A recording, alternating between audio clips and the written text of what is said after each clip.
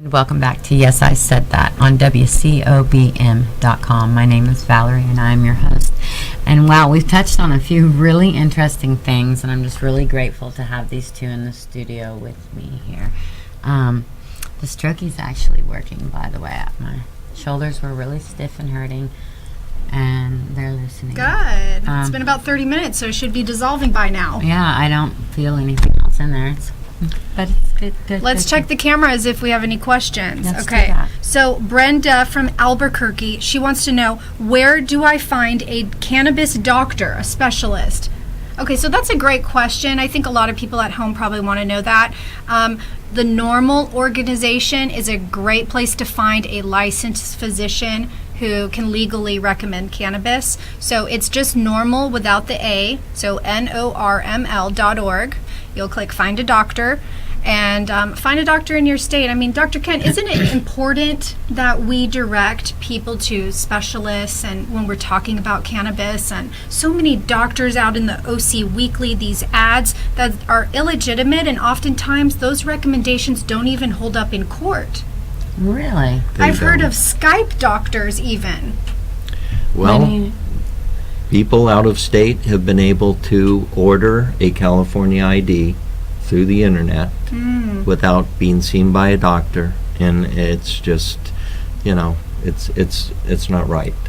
So what we need to support is good medicine. Good medicine can, with cannabis, whether we're treating a disease state or we're having a recreational enjoyment, social. Yeah. All of those things really relate into wellness and a state of mind and being. And if we can relax, that has profound physiologic effects in a positive way on our being.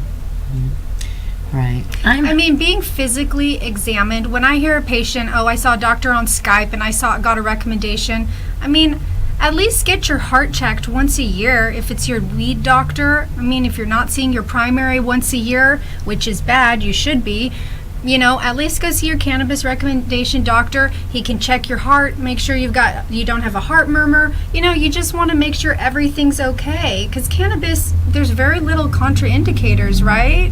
Well, there isn't any what we call an LD50, which is a lethal dose. So there is no known lethal dose. Now, sure, if someone drops a ton of cannabis on you, you're going to get squashed and die. But you're not going to die from a dose of cannabis. It's impossible. I think I thought I was going to die, right? Does have a sense You may feel like it, just like someone with a panic attack. Yeah. And one of the beautiful things is CBD, and in certain people, some range of THC and CBD really does help with that anxiety or that acute affliction. So literally, the remedy for being too high is already in the plant. It is.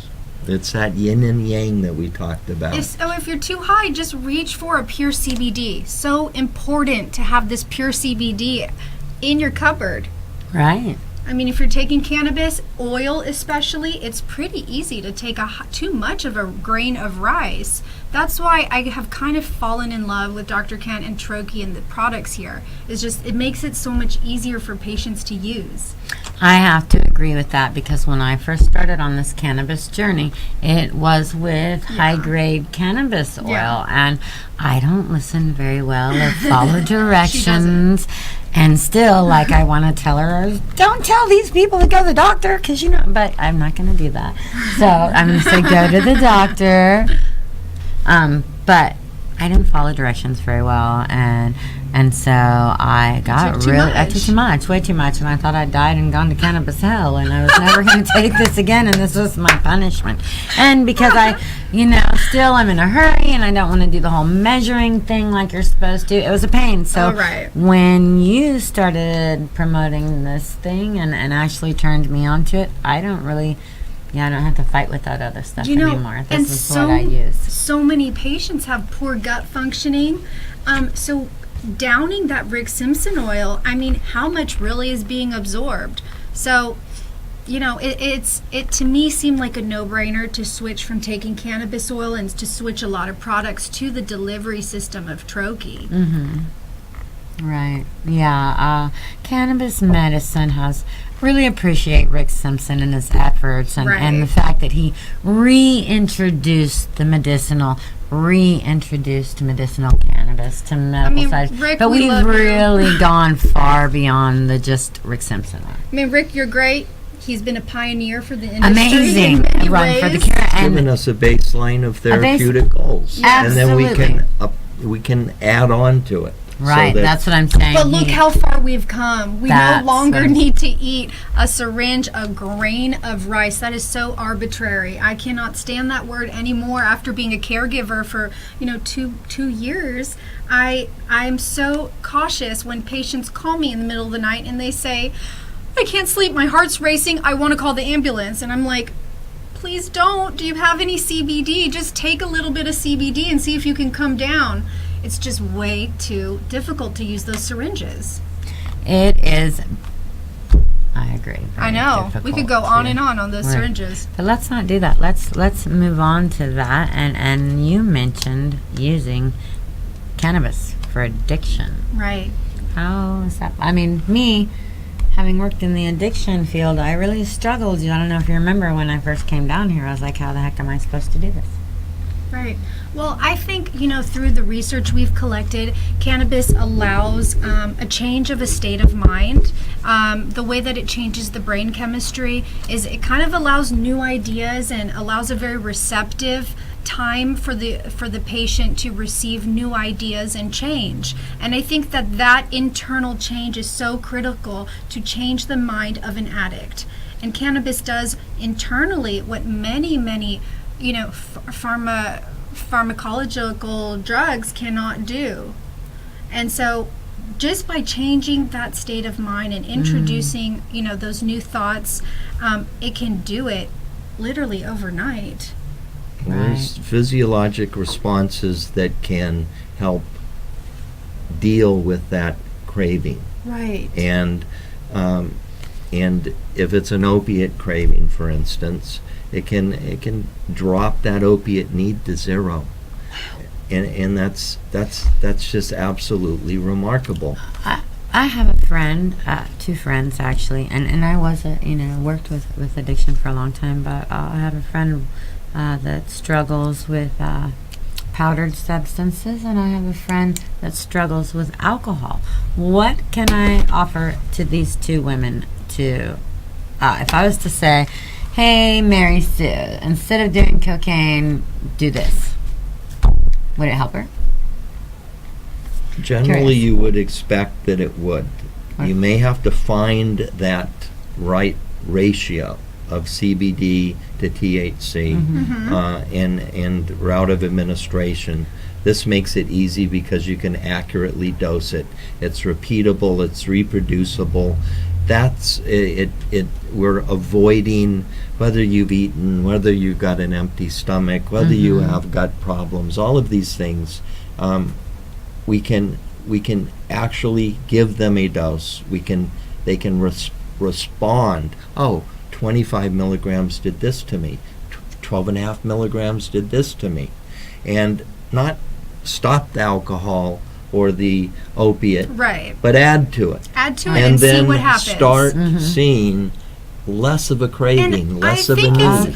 What's really important is patients go into a collective, they buy some type of cannabis product, and they eat too much, and they never want to do it again. Right. So much. If you have a family member that you want to help them, the best thing you can do is start them on a low dose cannabis acclimation process. So we're talking 3 to 5 milligrams and go up on the dose every 3 to 4 days, 7 milligrams. I mean, this is going to be a very gentle therapy. None of this like eat a 25 milligram cookie. This is not going to make anybody want to feel better. Don't you have a website that you kind of manipulate on Facebook or something that has a lot of resources for people to click on? Yeah, well, I have Troche.com, and then we also have the Physicians Cannabis and Cancer Research Study. Please, please, please support it. Trying to get cannabis as medicine out there. It's our Facebook page. I'm on there. Everyone's on there. Go ahead and like it. It would It would be great. That would be awesome. And Troche.com. Troche.com. Troche.com. Medicate discreetly. We've got these amazing little pill carrying case that Valerie uses daily to carry her pure CBD in. I do. And Daily. I mean, it's just so discreet. Who wants to smell like smoke when they're actually trying to treat a chronic illness? And you guys, you know, I'm not at all against recreational cannabis. Not at all. You know, I'm not against it. I'm encouraging that you, if you do it recreationally, that you do it responsibly. I'm encouraging that you take the recreation out of the medicine, because though they come from the same plant, they are different. I don't want the medicinal side of cannabis to be stained with the recreational side. Mutual Right. respect. Respect. Whatever you do, do it responsibly. You guys, there is no cure for any disease out there. None of you can tell me that there is.